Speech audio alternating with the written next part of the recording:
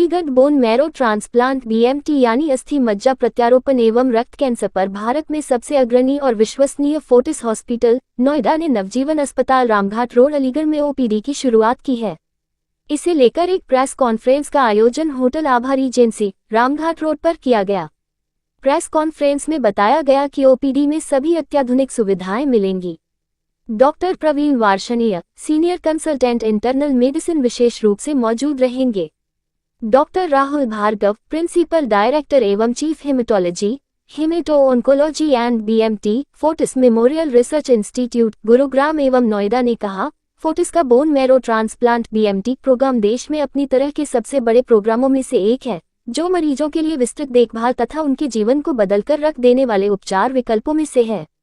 हम सटीक तरीके से कैंसर के उपचार के लिए इम्यून सिस्टम की ताकत का इस्तेमाल करने वाली CAR-T सेल थेरेपी को और अधिक उन्नत बनाने की प्रक्रिया को आगे बढ़ाते हुए गर्व महसूस कर रहे हैं। बीएमटी के क्षेत्र में हमारी विशेषज्ञता के साथ साथ अत्याधुनिक CAR-T सेल थेरेपी का मेल कराकर हम अपने मरीजों के लिए सबसे इनोवेटिव और कारगर उपचार विकल्पों को उपलब्ध करा रहे हैं ताकि हम सर्वश्रेष्ठ संभव परिणामों को साकार कर सकें। फोर्टिस हॉस्पिटल नोएडा में बोन मैरो ट्रांसप्लांट के लिए विशिष्ट और समर्पित टीम तथा सर्वाधिक उन्नत टेक्नोलॉजी का शानदार मेल उपलब्ध है। Doctor Priyanshi Pachauri associate consultant haematology haemato oncology और बीएमटी रक्त कैंसर रोग विशेषज्ञ फोर्टिस हॉस्पिटल नोएडा ने बताया कि फोर्टिस हॉस्पिटल नोएडा में बोन मैरो ट्रांसप्लांट बीएमटी एवं रक्त कैंसर कार्यक्रम भारत में सबसे उच्च कोटि का इलाज प्रदान करता है।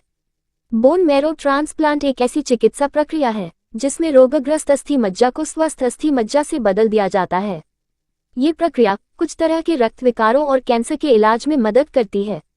जब कैंसर को ठीक करने के लिए आवश्यक कीमोथेरेपी या विकिरण की खुराक इतनी अधिक होती है कि उपचार से व्यक्ति की अस्थि मज्जा स्टेम कोशिकाएं स्थायी रूप से क्षतिग्रस्त या नष्ट हो जाएंगी, तो अस्थि मज्जा प्रत्यारोपण की आवश्यकता हो सकती है। दर्शाया किस तरह से इलाज संभव होता है? इस चीज़ के लिए मैं ये कहूँगा कि फोर्टिस हॉस्पिटल नोएडा हमारे अलीगढ़ शहर में एक ओपीडी शुरू करने जा रहे हैं, जो प्रथम और तृतीय बृहस्पतिवार को दोपहर में हुआ करेगी, जिससे कि जो ब्लड के मरीज़ हैं, जो हीमेटोलॉजी के मरीज़ हैं, जो ब्लड कैंसर के मरीज़ हैं, उनको एक सहायता मिल जाएगी कि उनको बाहर के हॉस्पिटल में महंगे इलाज के लिए नहीं जाना पड़ेगा। उनको यहीं पर ही सस्ते अफोर्डेबल इलाज के लिए हम लोग प्रतिबद्ध हैं और हम ये चाहते हैं कि मरीज़ को उसके शहर में और उसके यहाँ पर ही इलाज संभव हो सके। अलीगढ़ में किस जगह पर रहेगा ये नवजीवन हॉस्पिटल रामघाट रोड पर रहेगा। मेरे हॉस्पिटल है डॉक्टर प्रेम वार्ष ने, डॉक्टर अंकित राज वार्ष ने इसके हॉस्पिटल के कर्ता धर्ता हैं और यहीं पर पैथोलॉजी भी होती है। डॉक्टर सभ्या वार्ष ने पैथोलॉजिस्ट हैं जो बोन मैरो और सब देखेंगी डॉक्टर पचौरी के साथ मिलके, और सब चीज़ें यहीं पर ही उपलब्ध होंगी।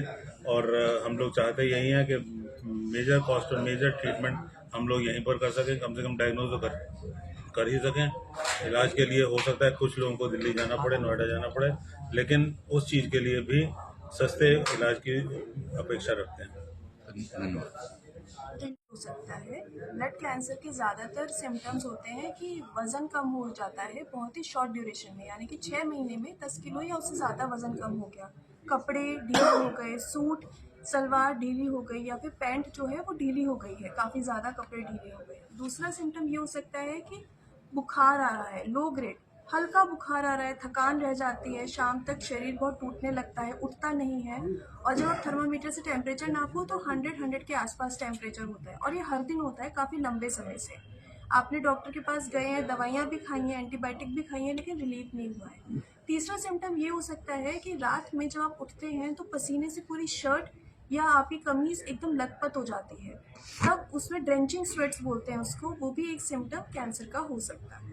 तो ये सारे सिम्टम कैंसर के हो सकते हैं। उसके अलावा कम हीमोग्लोबिन, WBC कम या प्लेटलेट कम होने की वजह से भी सिम्टम्स हो सकते हैं, जैसे कि अनीमिया, ल्यूकोपीनिया या थ्रोम्बोसाइटोपेनिया, उससे रिलेटेड भी सिम्टम्स हो सकते हैं। अब इसका किस तरीके से उपचार हो सकता है? ज़्यादातर ब्लड कैंसर में कीमोथेरेपी इफ़ेक्टिव होती है।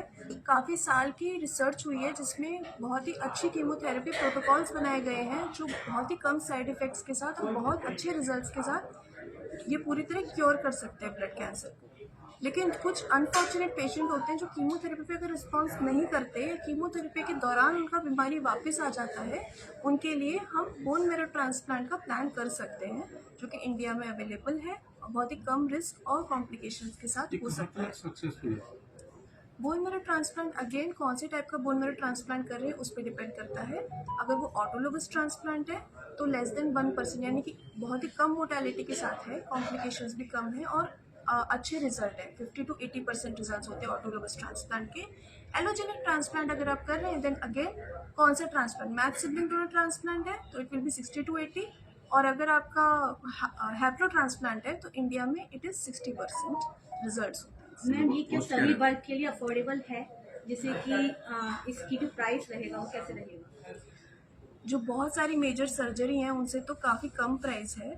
उसके अलावा भी काफ़ी सारी NGOs हैं, काफ़ी सारी ऑर्गेनाइजेशंस हैं जो सपोर्ट करती हैं कैंसर पेशेंट्स को और ट्रांसप्लांट के लिए पैसे भी देती हैं। सो डिपेंडिंग ऑन ट्रांसप्लांट, कौन सा ट्रांसप्लांट करा रहे हैं, किस बीमारी के लिए करा रहे हैं, उसमें कॉस्ट आपका कम हो सकता है। और स्पेशली हम हमारे हॉस्पिटल में, फोर्टिस हॉस्पिटल में काफ़ी पैकेजेस भी दे रहे हैं जो कि लेस इफेक्टिव है, लेस प्राइस में है और काफ़ी ज़्यादा अच्छी सर्विसेज प्रोवाइड करते हैं। जैसे ठीक है।